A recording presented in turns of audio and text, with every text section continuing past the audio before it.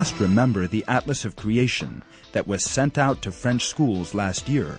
In this brick-like 800-page volume, the author, a Turk who writes under the pen name Harun Yahya, takes the Quran as his basis for rejecting the theory of evolution.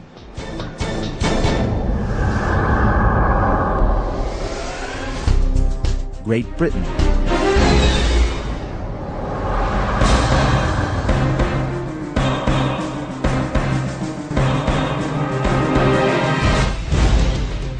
The world-famous press agency, Reuters, whose news reports serve 1 billion people every day, carried a story containing extracts from an interview with Adnan Oktar by Tom Hennigan, the agency's senior religious correspondent based in its Paris office. Titled, "Muslim Creationist Preaches Islam and Awaits Christ." The report said, Harun Yahya is one of the most widely distributed authors in the Muslim world. His glossy books and DVDs on religion and science sell in Islamic bookshops around the globe. He lets readers download much of his work from his websites for free.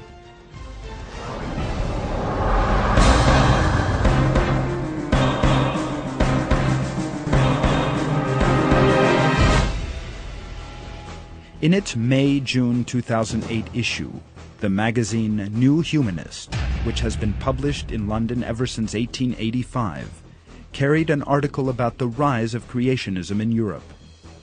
The story, by a Danish evolutionist professor, noted the impact Adnan Oktar's work was having in Europe. Before the book arrived, many had no idea there was a resurgent Muslim creationism in Europe. One thing is clear. Creationism has indeed come to Europe. Therefore, we have to take it seriously. What we have seen so far is just the beginning.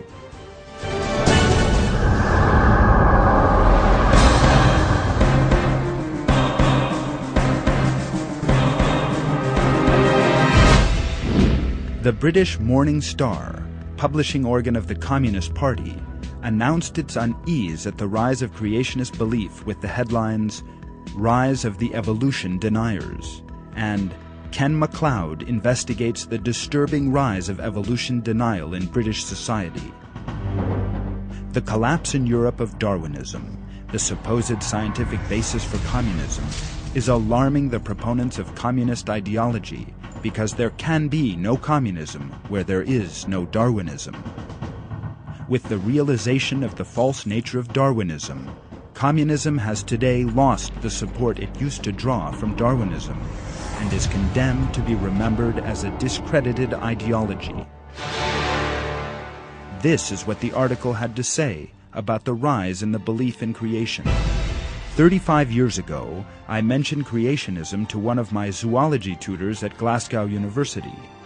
Nobody, he said, takes these people seriously. Today, another of my former tutors, Roger Downey, who is now professor of zoological education at Glasgow University, has to take creationism, or evolution denial as he prefers to call it, a bit more seriously than that. In Islam, creationism is more mainstream than it is in Christianity. The most prominent Muslim creationist, the Turkish writer Harun Yahya's books and CDs are finally produced.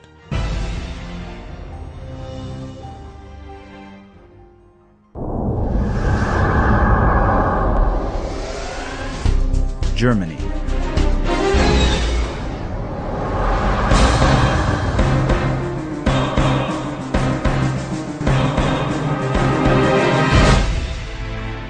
On 20 September 2007, Daily Kölner Stadtanzeiger, published in the German cities of Cologne and Bonn, carried a report concerning the Atlas of Creation. Under the heading, "The Truth About Harun Yahya," the report by Helmut Frankenberg said, Adnan Oktar is one of the proponents of anti-evolutionary creationism, who has the most destructive impact on evolution. The Atlas of Creation is Adnan Oktar's masterpiece. It is a rather costly book printed on glossy paper, consisting of stunning illustrations of fossils. The English-language edition of the magazine Science referred to the Atlas of Creation as the most gorgeous-looking attack on evolution seen in a long time.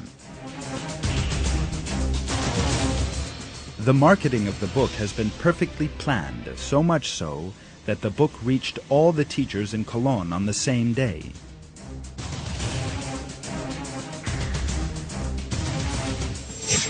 It is a fact that if children and young people turn over the pages of the book, they will inevitably be influenced by its magnificent presentation. The wolf skulls, fish, insect, or hyena fossils in the atlas all send out the same message. They have remained unchanged for millions of years, and evolution never happened.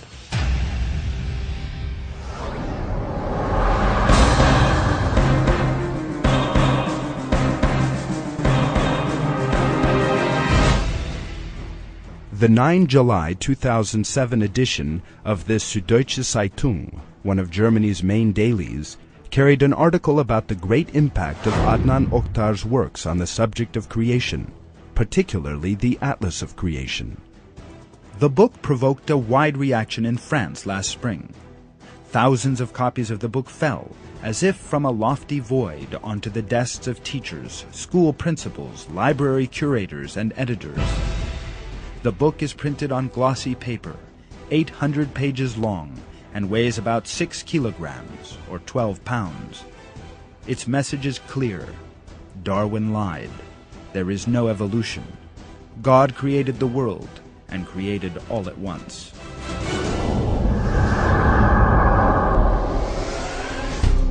Russia.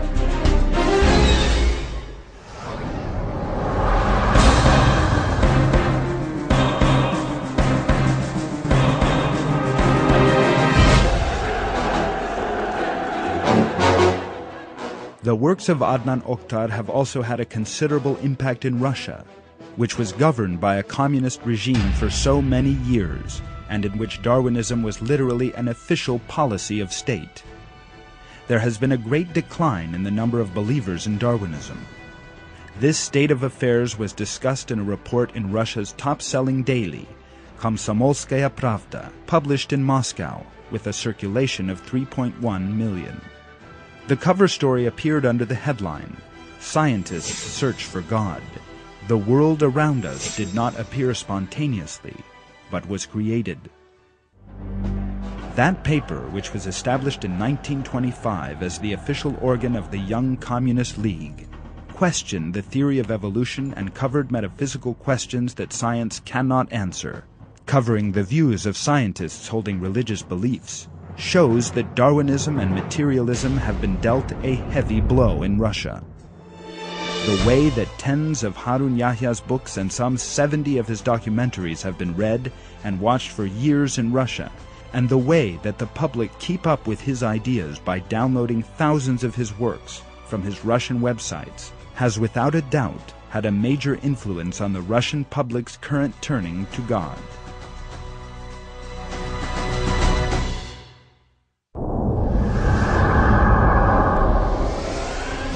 Switzerland.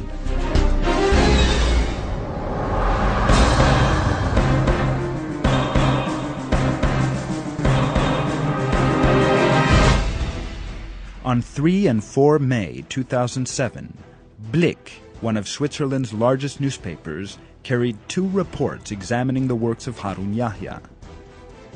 The reports emphasized how work on the fact of creation had risen to the top of the Swiss agenda.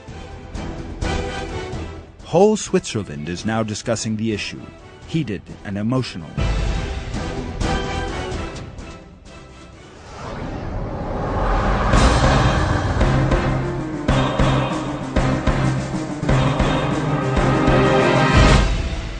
On 2 May 2007, Le Matin, one of Switzerland's main dailies, referred to the powerful effect of the Atlas of Creation in these terms.